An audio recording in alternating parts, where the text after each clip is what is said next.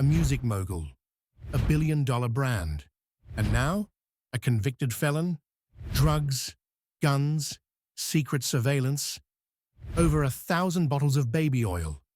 This isn't a movie. It's the real story of Sean P. Diddy Combs, and you're not going to believe how deep this rabbit hole goes.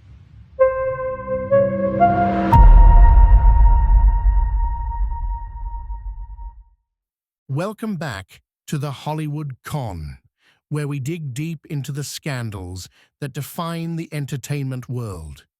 In today's episode, we're breaking down the rise and fall of Sean P. Diddy Combs and the courtroom drama that could end it all.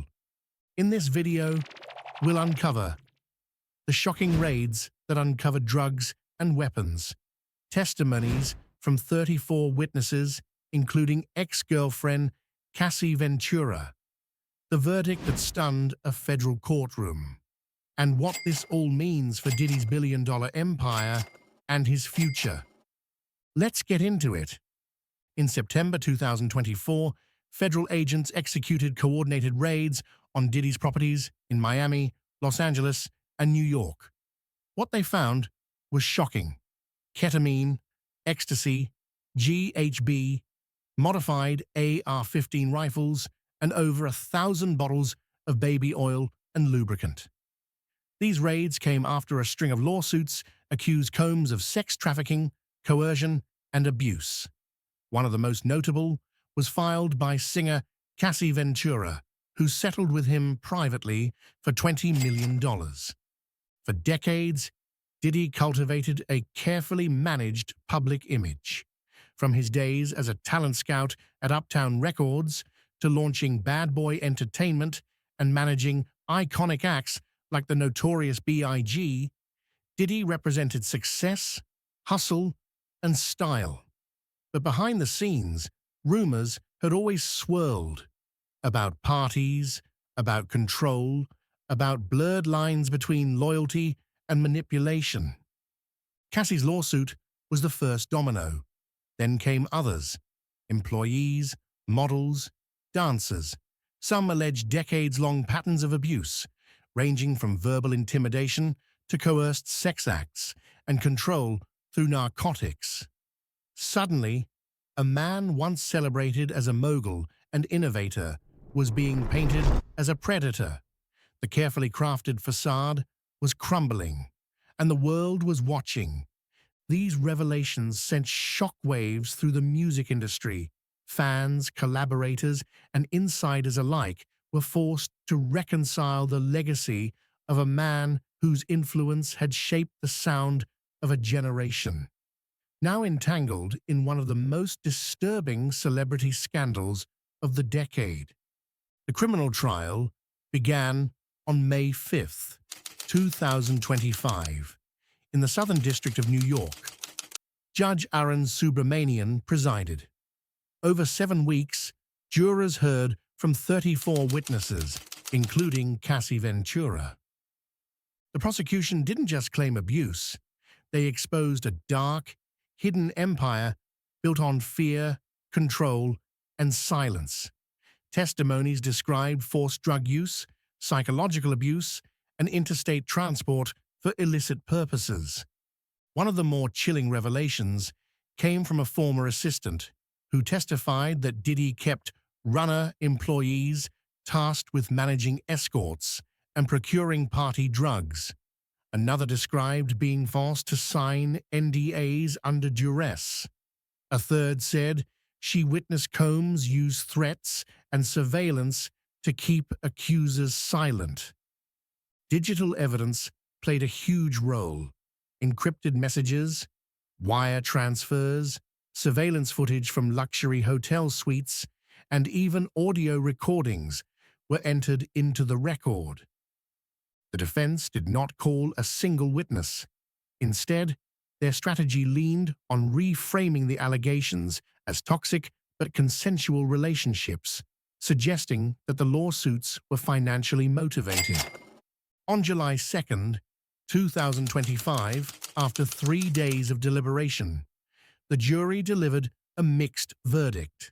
Combs was acquitted on charges of racketeering, conspiracy, and sex trafficking by force. However, he was convicted on 2 counts of transportation for prostitution under the Federal Mann Act. 1 count linked to Cassie Ventura and the other to an unidentified Jane Doe. Each conviction carries a potential 10-year sentence. Prosecutors recommended a combined 4 to 5 years. Bail was denied again, and Combs remains in custody as he awaits sentencing, scheduled for October 3, 2025. Courtroom sketches captured Combs sinking to his knees, praying and blowing kisses to family members. Supporters in the gallery applauded as the partial acquittal was read aloud. Legal experts say the verdict was carefully split, possibly reflecting a jury torn between sympathy for the victims and the strict requirements of proving coercion beyond a reasonable doubt. Here's where things really take a turn, because what happened inside that courtroom wasn't just about Diddy, it was about the system itself, about what justice looks like when billions of dollars and decades of fame are on the line. The verdict's impact was swift and severe. Combs' estimated net worth dropped from $900 million to around $400 million. Major retailers like Macy's pulled Sean John merchandise. Revolt TV, a company he founded, distanced itself. Radio airplay and music streams plunged down 88% and 52%, respectively, in the week following the verdict. Liquor brands like Ciroc and De Leon, once heavily marketed with his image, went silent. Publicists dropped him. His name was scrubbed from PR lists and luxury events. Despite all this, the acquittals protected his music empire from asset seizure. That means Bad Boy Records and his valuable music catalog remain under his control. Reactions were deeply polarized. Cassie's legal team called the convictions a step toward justice. Singer Aubrey O'Day criticized the jury for what she described as letting Diddy off the hook for the most serious charges. PR analysts described him as being stuck in society's septic tank. Fans split into camps. Some remained loyal to the man behind Bad Boy for Life. Others felt betrayed.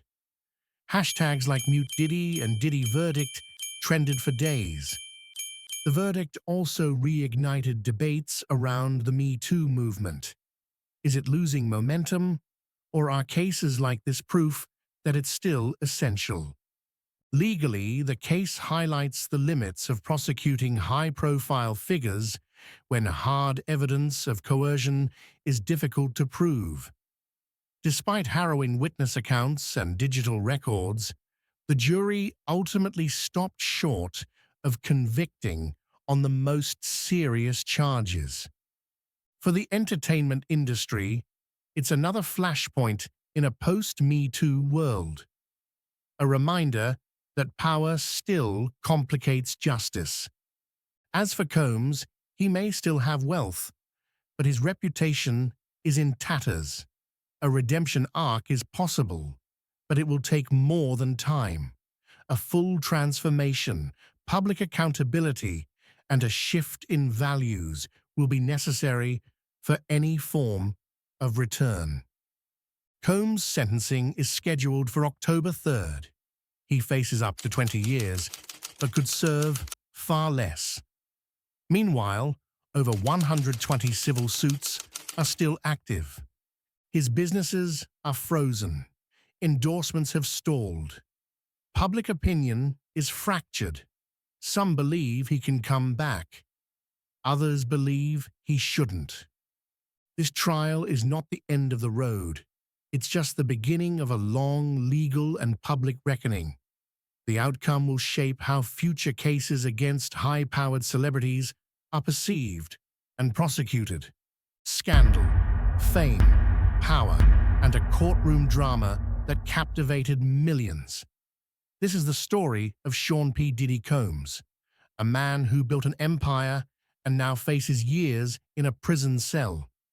He dodged the most damning charges, but at what cost? The court of public opinion may be harder to win than any legal battle. This story isn't just about one man. It's about celebrity culture, accountability, and the blurry line between influence and impunity. Does a split verdict signal redemption, or is it simply the beginning of the end? Time will tell. What do you think? Should Sean Combs get a second chance after this verdict? Drop your thoughts in the comments. And if you want more stories like this, real scandals, true drama, and deep dives from behind the scenes, don't forget to like, subscribe, and hit that bell. This is the Hollywood Con, where the truth is wilder than fiction.